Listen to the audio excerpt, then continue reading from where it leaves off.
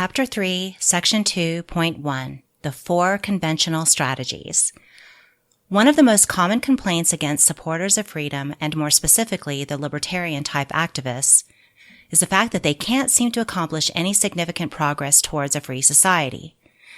Actually, they don't seem to have any kind of clear step-by-step process to achieve a free society, and the ones who claim to have such a strategy can't seem to explain the mechanism that would allow their system to actually come into existence.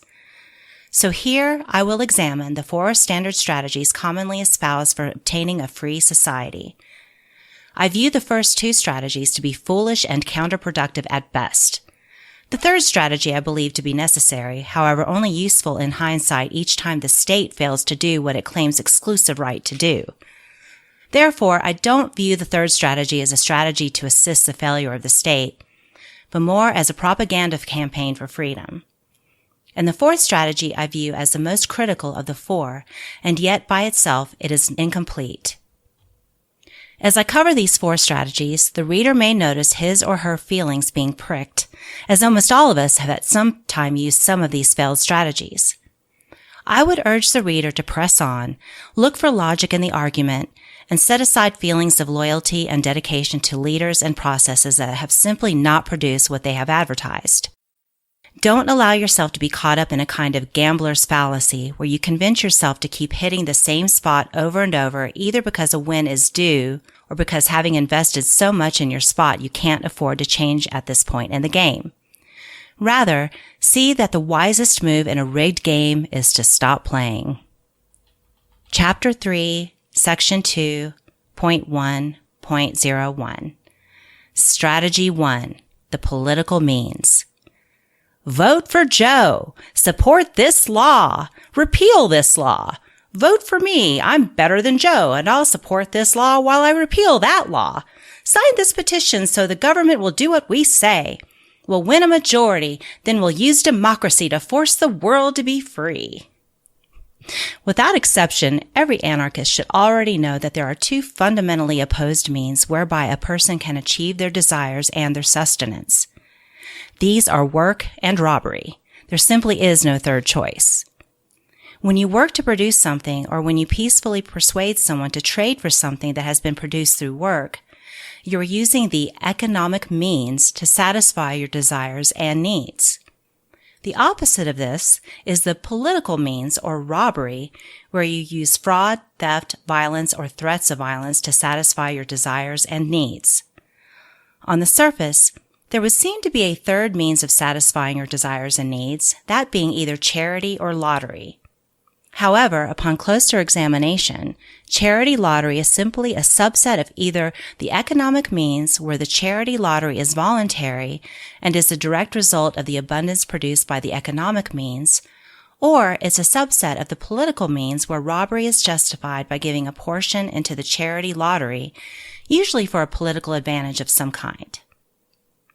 This fundamental truth that all desires are fulfilled from either the economic means or the political means is the cornerstone of ethical anarchism. If you intend to establish a free society, no longer bound by the evils of government, theft, coercion, and violence, what kind of fool would you have to be to assume the path to obtain such a society could be found in utilizing government theft, coercion, and violence as your means? In addition to the blatant absurdity of using theft, coercion, and violence to stop theft, coercion, and violence, a thinking person should ask this simple question. Why continue to do something that, in the last 10,000 years, has never worked? That said, the direct political means, however immoral, provides something the other 3 methods lack. That is a theoretical mechanism to kill the state. Theoretically, some saintly, incredibly wealthy, and brilliant human could take over all the governments of the world, crush the international banking cartels, dissolve the government connection to corporations and the military-industrial complex, free the media to publish the truth, and break government bonds with the clergy and all education systems, and then choose to release humanity from the state by dissolving the whole system.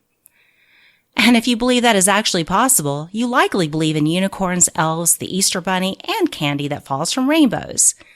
Yet, That is a more likely scenario than the ones most believers in statism place their undying faith. An argument can be made that an activist involved in a political campaign, voting, petition circulation, lobbying, or some other political activity can be doing that activity for the purpose of gaining the attention of the public or making a statement. The argument being that the political means can be an educational opportunity, not an attempt to change government. Oftentimes, the activist who runs for office will privately say that they have no intention of winning or that they are secretly an anarchist. Oddly enough, they rarely say that publicly. In other words, their campaign is usually based on lies and deception. That's why I find this whole line of reason a weak argument at best. From a practical point, I view this like feeding a slot machine coins because it may be possible to strike it rich. Ignore the incredible cost and the almost guaranteed negative return on investment, and ignore the unstable grasp on reality one has to embrace to believe such fantasies, and ask yourself if you are being honest with yourself about your motives. If you are really campaigning for office to educate the public, are you sure you would follow through by refusing office if you were elected? And what about all that money that flows into political campaigns? Do activists who run for office to make a statement ever do so on their own dime, or do they rake in donations from the gullible? When the politician makes their pleas for donations, do they make it clear that this is just a publicity stunt and they have no intention of winning? If not, isn't their campaign based on deception? Politics is aggression inflicted upon society, the strong upon the weak. It has been fairly compared to rape. Can you justify attempting to rape a victim for educational purposes if you promise to pull away at the moment of penetration? I can imagine no argument that would morally allow me to call myself an anarchist while using the political means to achieve my desires. I can imagine no argument that would morally justify deceiving people into giving me their hard-earned money for a political campaign that I knew I had no chance of winning. Secession is often trumpeted as a path to freedom, most prominently by the same people who supported and profited nicely from a longtime member of the U.S. Congress, Ron Paul, running as a major presidential candidate in 2008 and 2012, bagging some $75 million in contributions just to the official Ron Paul campaign coffers, not including income earned by a dozen websites that promoted his campaign, plus all the books, shirts, hats, stickers, and all other paraphernalia sold. All that aside, secession falls squarely under the heading of the political means, as it is always dependent upon individuals and government acting to permit said secession. Secession is accomplished using one of or a combination of two activities, either by petitioning a government for permission to secede or through armed conflict to force secession within a geographic boundary.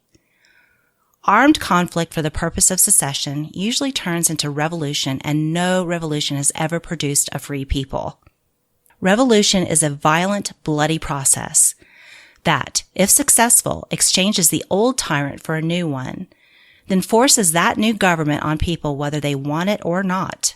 Petitioning the government, whether by voting or any other process, is the act of using government to achieve your desires, again, the political means. And once again, it has never produced a free people. Also, every secession movement to date has had, as an aspect of its purpose, a set of geographic borders to divide those people within the new governing body from those in the old governed territory, to be enforced upon people on both sides of that border line by violence whether or not they wanted that border. That is the direct opposite of freedom. The truth of the matter is, if you scratch a secessionist, you get minarchist blood. Their true goal is a tiny local watchman government. Embrace secession and minarchism and ignore all historical examples of tiny watchman governments morphing into death camps owned by an empire or becoming the lapdog of that empire. Believing in secession as a path to freedom is literally a non sequitur. One simply does not lead to the other. There is no mechanism connecting the two. Secession is a simple exchange of a faraway master enforced locally to a local master. The proponents of secession often resort to slogans and mantras about anarchy being the ultimate secession of the individual. But again, their ranting lacks a mechanism to explain why a government of any size would ever allow secession down to the individual level. Secession is much like alchemy. It seems to make sense, requires lots of faith and an element of magic, and will never produce what it advertises. Yet its believers fanatically cling to it in spite of all evidence and logic. Why then do leaders of the movement still push the political means as a viable strategy to achieve a free society? I don't know the definitive answer, but considering that a conservative estimate of the overall profitability of the Ron Paul campaign tops $100 million and ended with his son embedded in the U.S. Senate, I suspect the answer is not that hard to imagine. But here's a different question.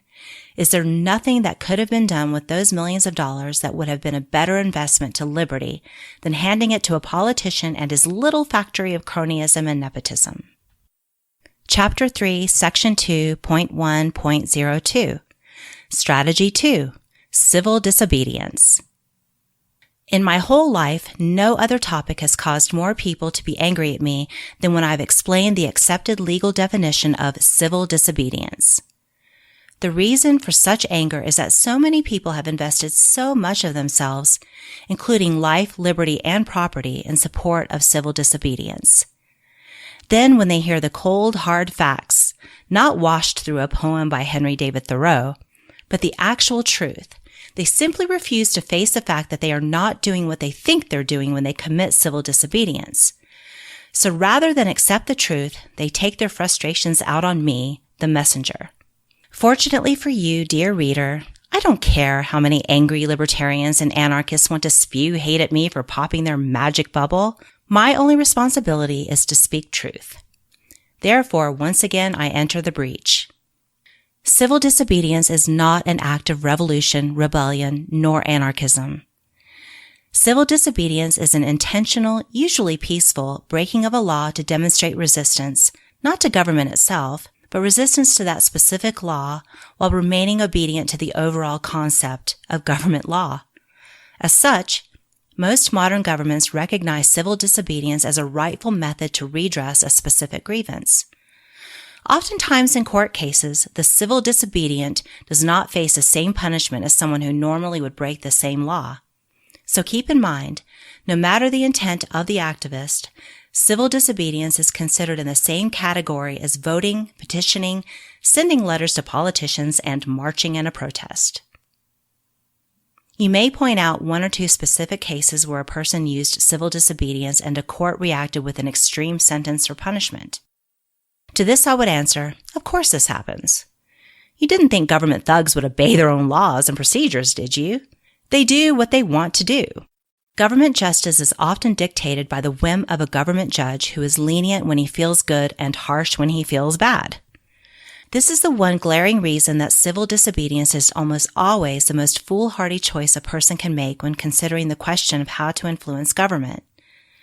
And really, that is the key phrase. You're trying to influence government to behave in the way you want it to behave. In other words, you are back to using the political means to achieve your desires. An argument can be made that an activist involved in civil disobedience may be doing that activity for the purpose of gaining the attention of the public. The argument being that civil disobedience can be an educational opportunity, not an attempt to change government. This is a legitimate argument, but let's be honest with our terminology. If you argue that what you're doing, although it may appear to look like civil disobedience, is actually an attempt at getting attention, then let's call it what it is. It's not civil disobedience, it is a publicity stunt. Why deceive? Why not just be honest from the start? Why not admit you are poking the lion so that if the lion wakes up and tears you limb from limb, you'll have a great video for your social media page and you'll get more attention? This seems childish to me, but it can be considered educational. Of course, you may end up with your brain splattered across a sidewalk by an angry cop, but that will definitely go viral on the internet. In short, I would advise an anarchist to consider the possible cost of putting yourself at the mercy of a government goon and ask yourself if it is worth that price for the hope that a government may change slightly or perhaps your hit count on social media may increase. Again, I'm not condemning such stunts. I'm simply urging wisdom and maybe some good old-fashioned cost-benefit analysis to compare the risk to some other action that doesn't involve the possibility of death by cop. That said, no act or series of acts of civil disobedience have ever produced a free society. A slight temporary reprieve in tyranny can sometimes be achieved, usually at great cost. But like secession, there is no mechanism in civil disobedience that would cause a government to shut down and vanish. For whatever civil disobedience is or isn't, we can be assured it is not a useful strategy for obtaining a free society. Chapter 3, Section 2.1.03. Strategy 3, Speaking Truth for Posterity. The phrase, speak truth to power, is an old Quaker phrase that has been co-opted by several groups for different purposes.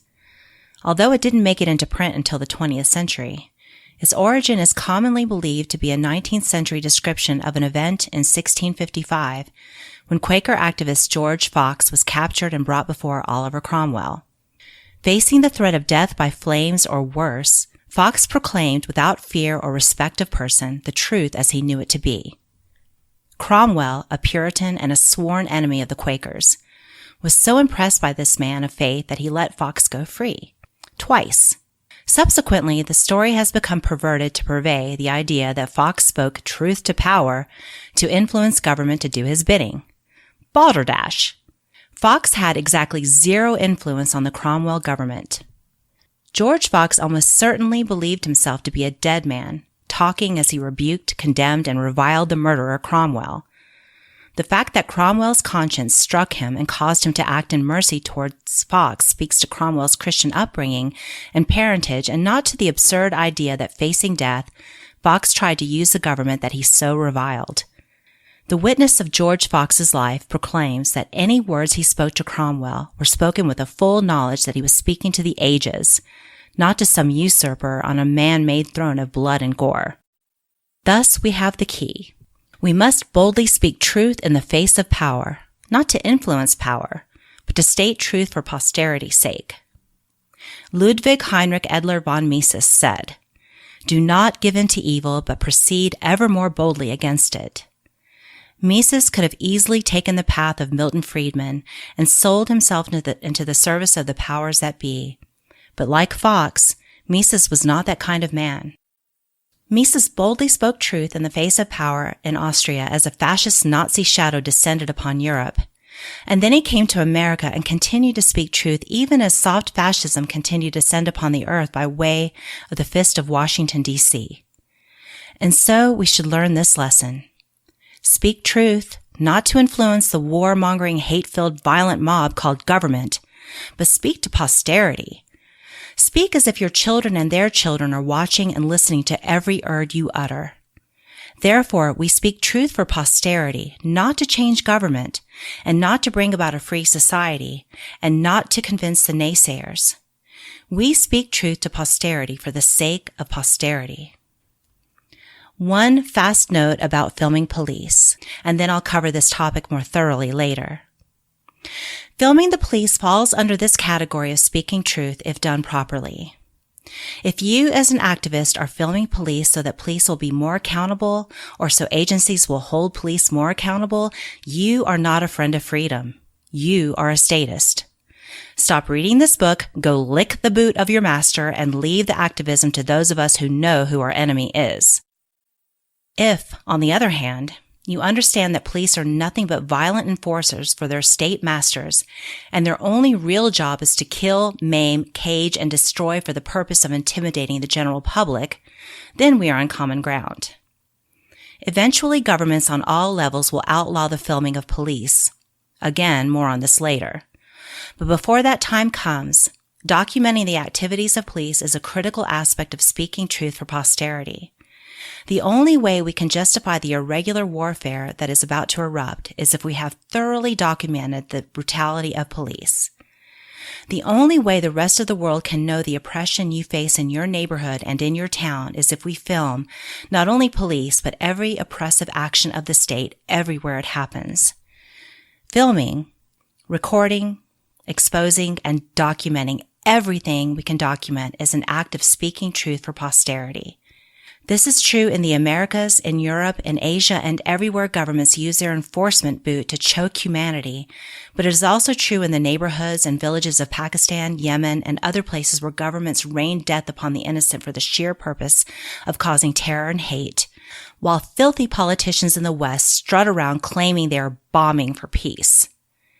In the future, our generation will be judged based on how we, as individuals, respond to the vile actions of governments around the world as they murder and maim the innocent in the name of peace. Chapter 3, Section 2.1.04 Strategy for Agorism. Buckminster Fuller famously said, "You never change things by fighting the existing reality. To change something, build a new model that makes the existing model obsolete." This foundational wisdom is why one person setting up a Bitcoin wallet and using it is a more effective means of fighting tyranny than all the End the Fed websites, books, t-shirts, rallies, and petitions combined. On the other hand, several breakthrough designs that Fuller invested in never caught on in the marketplace because they were crushed by giant government-backed corporations who were deeply invested in the old model.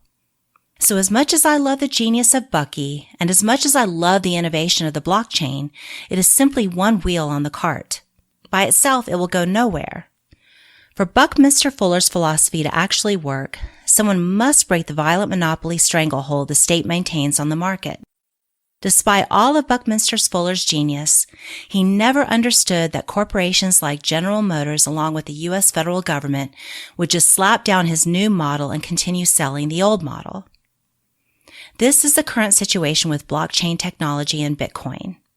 As revolutionary and inventive as it is, and as valuable as it is in our struggle, by itself it will not produce a free society. It is simply one tool. I should clarify what I mean by agorism.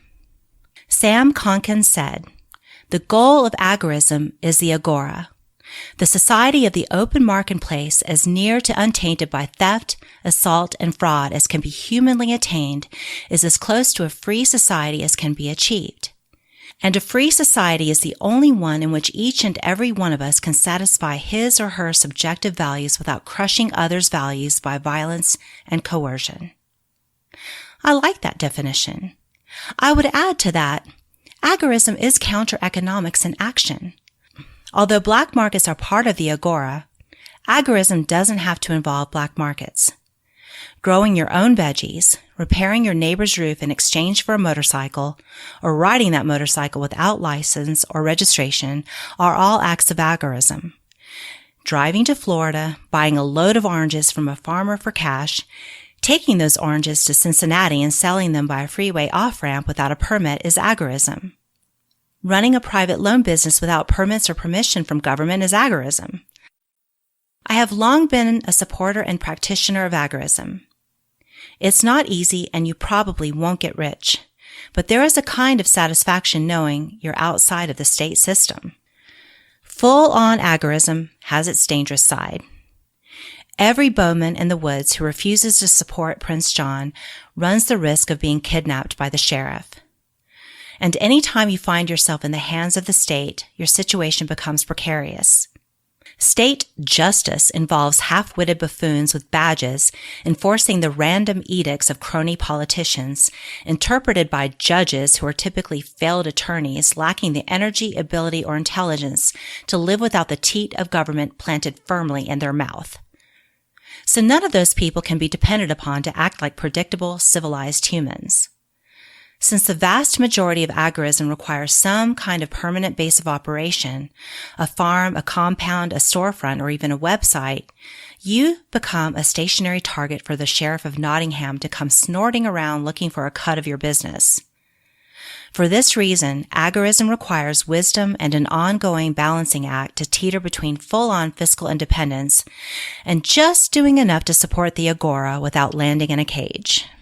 Agorism is not the end-all be-all that some would have you believe, but it is a necessary step in the right direction. By itself, it will never, as Konkin had hoped, starve nor bleed the beast in any significant way. If our numbers somehow grew to the point that the state were ever seriously endangered by agorists, government agents would simply label us terrorists, demonize us in the mainstream media, round us up, and cage or kill us. Instead, agorists can play the game wisely.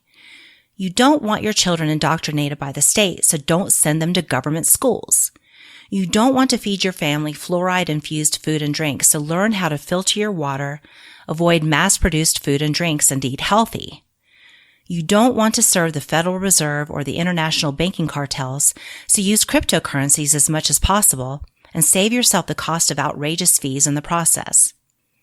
Approaching agorism with this mindset allows us to embrace the counter-economy without deifying a process. A sort of odd subset of agorism is a notion that peaceful parenting will descend upon a generation and bring salvation from our blessed mothers. Now, don't get me wrong, I'm not saying we should beat children. I'm only saying that, again, deifying a process won't bring a libertarian Garden of Eden. Please keep in mind, peaceful parenting is not new, is not a product of libertarian thought, and like other pie-in-the-sky fantasies, provides no actual mechanism of how it will end the state. Peaceful parenting libertarians will never reproduce at a rate so significant that their little angelic wonder children will have any kind of numerical advantage in a world of billions of statist children. Also, in spite of what a certain mind-controlling Canadian salesman purports, peaceful parenting doesn't guarantee peaceful children. I am the father of 3 peaceful adult anarchist children, and I can tell you there are many factors involved in raising children. My father was raised in the hill country of Appalachia during the 1920s and the 1930s and was never struck by an adult during his entire childhood. It didn't magically make him a libertarian anarchist any more than my mother was, and she was raised in a violent home where whipping children with a switch was a daily occurrence. By the way, she was one of 12 children, so I will not judge the morality of her parents for using corporal punishment, having never lived in a house with 12 rug monkeys swinging from the drapes.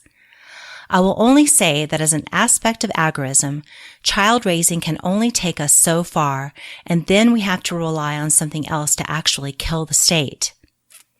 Otherwise, we hand our peaceful children a world of violence for them to deal with. The oldest and most time-tested version of agorism is escapism. From monks in mountaintop hideaways to prophets leading followers into the desert, escapism is a go-to immediate but temporary solution to state oppression. Escapism is usually the choice writing mechanism used by libertarian and anarchist fantasy and science fiction authors because it's both an easy story to write and to sell. Typically, escapism involves some dynamic personality that the followers rally around, almost always a man with an angelic vision and a huge personality, and a fitting ego. In most cases, this version of agorism ends in one of 2 ways. Either the movement involved gradually becomes irrelevant, or someone in the established state structure notices them and government service descend upon the outpost where murder and or suicide end the rebels and cultists. Classic examples of the latter group include the mountain fortress of Masada, where some 960 Jewish Sicarii unsuccessfully attempted to evade the Romans, or in modern times the Jonestown, Guyana massacre, the unfortunate folks at Ruby Ridge, Idaho, and the Seventh-day Adventists at Waco, Texas, who all followed this same escapism to their bloody demise. Needless to say, these methods have been proven to fail miserably at ending the state. The very best methods this movement ever produces is a small, isolated group that will eventually vanish through attrition, or the group becomes disenchanted with the dynamic leader and they abandon him to his creeping insanity. The other, less common outcome can be seen in the 1800s Mormon anti-government, anti-establishment migration to Utah, where the radicalism was gradually replaced by mainstream political leaders.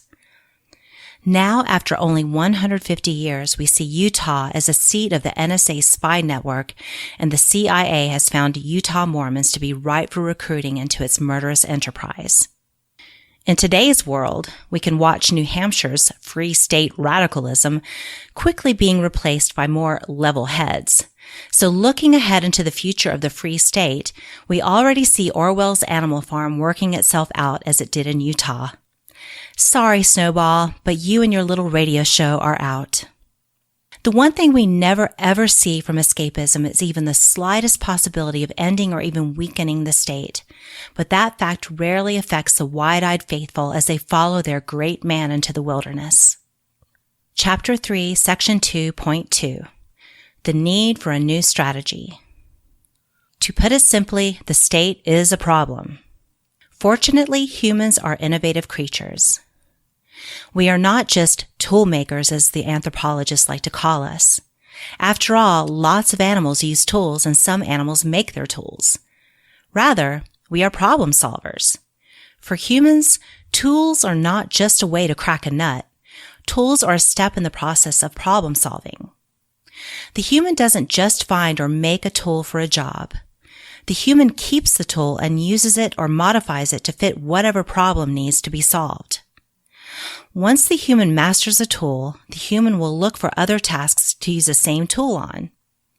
So the basket that was created to carry berries becomes a bucket to carry water and a bowl to mix the berries with the water.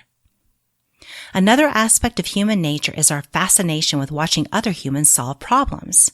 For lack of a better word, we are voyeuristic, not only in our reproductive habits, but in our tendency to take pleasure in watching others confronting challenges and seeing others overcome those challenges. This is why we enjoy stories, novels, and movies and other forms of entertainment that tell the story of someone overcoming a problem.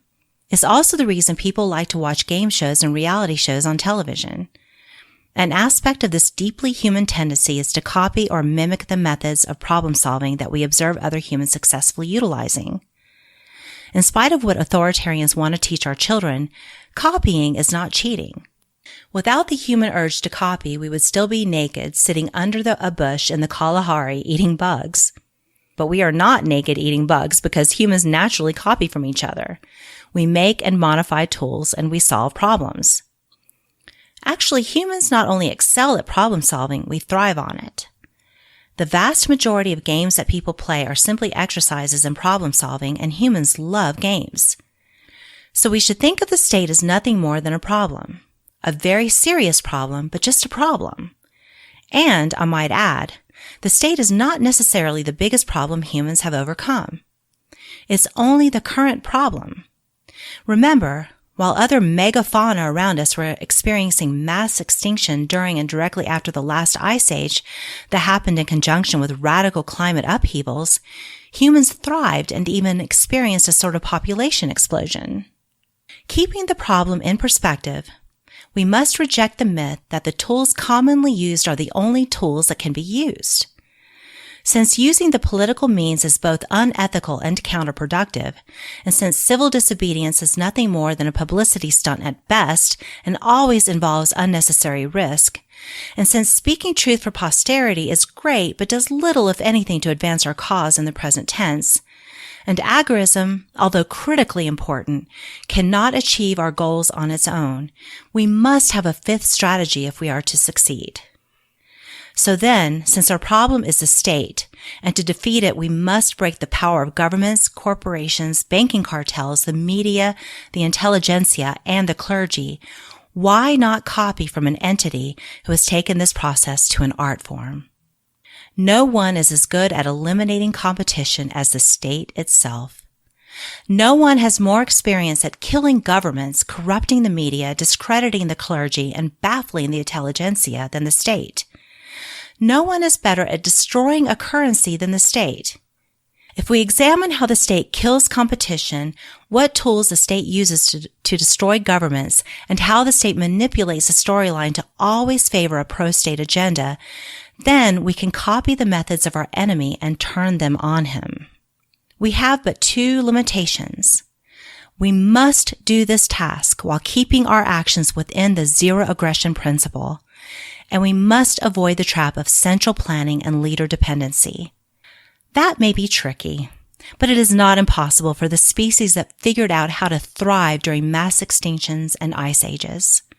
So what lessons can we learn from our enemy, the state, that we can use to kill governments, corrupt the media, discredit the clergy, and baffle the intelligentsia? During the 1940s, the major governments of the world were engrossed in a war that touched almost everyone alive at the time. The obvious aspects of the Second World War involved massive troop movements, the incineration of cities and people living in them, incredible destruction, the rounding up and murdering of populations, and stark hunger for millions who were robbed to pay for it all. Everyone knows at least something about that war. What is less known about that time is that even when warplanes stopped filling the skies and tanks stopped rumbling across the earth, there continued to be unseen armies engaging in sedition, subversion, sabotage, and irregular warfare. Not uniformed armies marching in lines, taking orders and throwing grenades, but workers, fouling machines, nurses passing secret messages, radio broadcasters spreading propaganda, and riflemen selectively disposing of high-value targets. So 3 governments were famously defeated in the wars of the 1940s. But in the decades that followed, dozens of governments were toppled, religions were perverted, cultures were crushed, and powerful corporations were brought to their knees. Was this done by activists chalking the sidewalk in front of police stations, video blogging about the Federal Reserve, or following some liberty cheerleader to his private Galt's Gulch in the desert? No. The CIA, the MI6, KGB, and Mossad did it with some of the tools in this book. If I do my job, I will show you the raw tools that should inspire you to develop the new strategy while respecting private property and the rights of the innocent, and doing so without central planning and without a great man.